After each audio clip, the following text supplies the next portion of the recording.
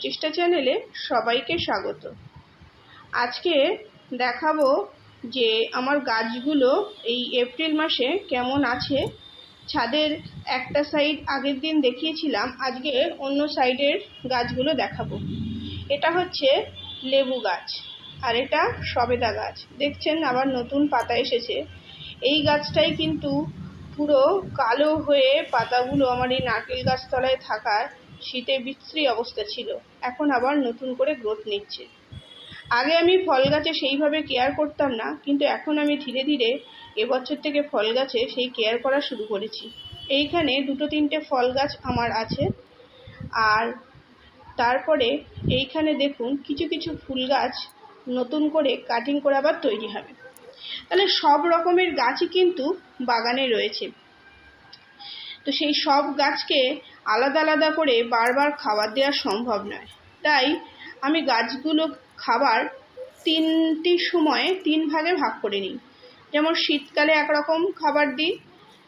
গাছের পাতাগুলো দেখুন, মাধবীলতা কি সুন্দর পুরো সবুজ হয়ে আছে। গাছের চেহারা দেখে নিশ্চয়ই বুঝতে পারছেন যে গাছগুলো কত সুন্দর আছে।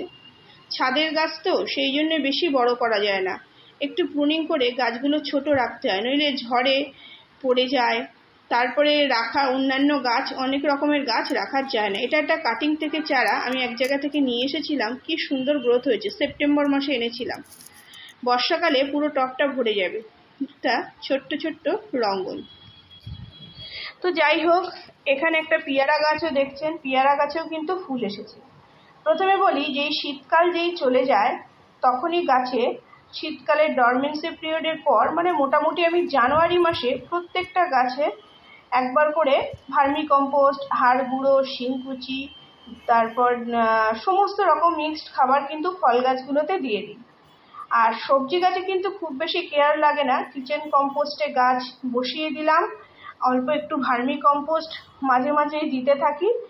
আর গাছের পাতায় বিভিন্ন রকম কীটনাশক একটু স্প্রে করতে হয়, নিম অয়েল, একটু জৈব কীটনাশক কাকা। এইভাবে কিন্তু আমি সবজি গাছ করি। সবজি গাছ আমি খুব বেশি কেয়ার করি না, কিন্তু এখন ধীরে ধীরে একটু ফসল পাওয়ার জন্যে করছি। এটা দেখুন একটা শিম গাছ। এই শিম গাছটা আমি কিন্তু এবারে গরমকালে রেখে দেওয়ার চেষ্টা করব। যে কোনোভাবে একে বর্ষাকাল পর্যন্ত নিয়ে যাব। বর্ষাকালে সুন্দর প্রুনিং করে ঝাঁকড়া করে নেব, নিয়ে একদম সেপ্টেম্বর অক্টোবর থেকেই শিম গাছ শিম নেওয়া শুরু করব। সেই জন্য গাছগুলো রেখেছি।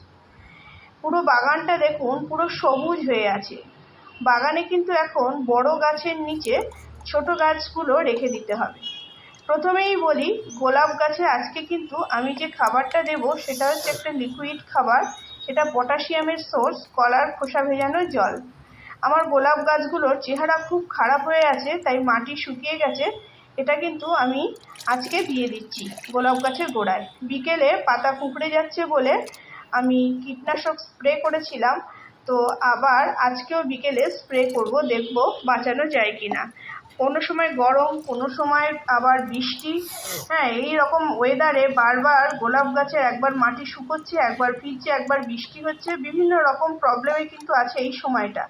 আবার যখন গরম পড়ে যাবে, মানে একটা ওয়েদার যখন সেট হয়ে যাবে, তখন কিন্তু গাছে খাবার আমরা টানা দিতে পারি। আর গোলাপ গাছের খাবার কিন্তু শুধু আলাদা করেই বলে আমি জৈবভাবে করি। আমি আগে খুব একটা বেশি খাবার দিতাম না, প্লাস্টিকের টবে গাছ মারা যেত। এখন ধীরে ধীরে শিখেছি ধৈর্য কিভাবে ধরে গাছের ধীরে ধীরে ট্রিটমেন্ট করা যায়। আর জৈবভাবে গাছ করলে একটু ভয় কম থাকে। সব অন্যদিকে খেয়াল রাখতে হবে যাতে ফাঙ্গাস না লাগে, বিভিন্ন পোকামাকড় অ্যাটাক না করে। এইগুলো খেয়াল রেখে ধীরে ধীরে গাছ করলে আশা করছি হয়ে যাবে। আর প্রচণ্ড গরমে বিশেষ করে সেন্সিটিভ যে সমস্ত গাছ, সেগুলো মাটির টবে বসানোই ভালো। মাটি শুকিয়ে গেলে তবে কিন্তু লিকুইড খাবার দিতে হয়। এবার বলি আদার্স যে সমস্ত গাছে, ফল গাছে তো বললাম জানুয়ারি মাসে মিক্সড খাবার দিই। আর শুধু ফল গাছে না, যে সমস্ত ফুলগুলো গরমের ফুল, সেগুলো কিন্তু আমি জানুয়ারি মাসে সমস্ত গাছে খাবার দিয়ে দিই। যেমন যেগুলো রিপোর্ট করার দরকার পুনরায় রিপোর্ট করি, যেমন অ্যাডেনিয়ামের রিপোর্ট করি। তারপর হচ্ছে আপনার কি বলবো, করবি রয়েছে, চাপা ফুলের গাছগুলো রয়েছে, যে সমস্ত গাছগুলো কাটিং থেকে নতুন চারা তৈরি করেছি সেগুলো রিপোর্ট করি, করে কিন্তু সলিড খাবার জানুয়ারি মাসে দিই। এবার গেল জানুয়ারি, ফেব্রুয়ারি, মার্চ, এপ্রিল মাস। এইবার কিন্তু গরম শুরু হয়ে যাচ্ছে। মার্চ মাসে দিলে ভালো হতো, কিন্তু আমি দিতে পারিনি। এবার এপ্রিল মাসের আজকে মানে আমি ফার্স্ট উইকে মোটামুটি খাবার দিয়ে দেওয়ার চেষ্টা করি, কিন্তু এবার কি করছি, এপ্রিল মাসে মানে পুরো এপ্রিল মাসের 15 তারিখ পর্যন্ত আমি অল্প অল্প করে সলিড খাবার কিন্তু সমস্ত গাছের মধ্যে দিয়ে ফেলবো। এপ্রিলের 15 তারিখের পর আর কিন্তু কোনো সলিড খাবার দেবো না।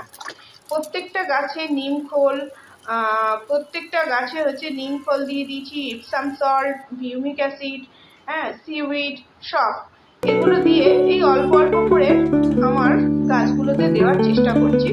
আর সারা বছরটাই দেবো সবজি পচার জল, খোল জলও কিন্তু ভিজিয়েছি, পাতলা করে অবশ্যই গাছে দেবো। দিলে অল্প হলেও ভালোই হারভেস্ট পাবো মনে হচ্ছে।